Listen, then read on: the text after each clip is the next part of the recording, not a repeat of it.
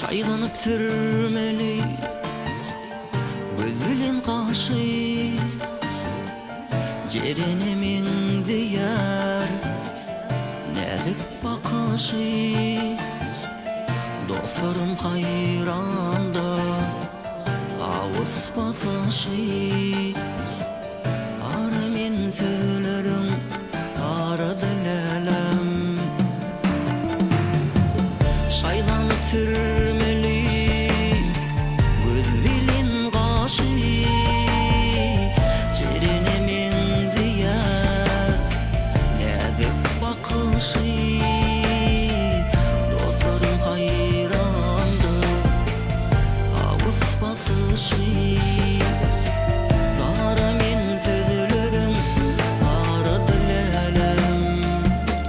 Şimal ne dedi evet yaşığın, güller ne dedi evet yaşığın.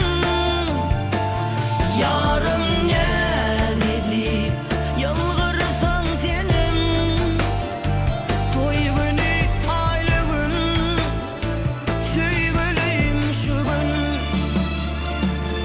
Şimal ne dedi evet yaşığın, güller ne dedi evet yaşığın.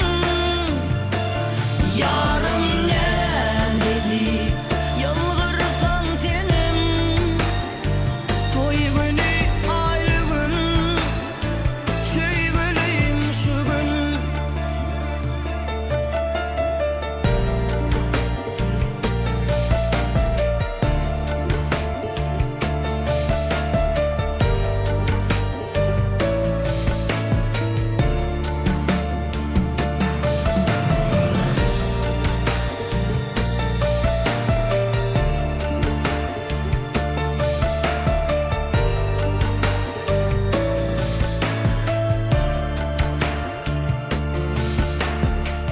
Çoralın daşında şadiyan gülkü,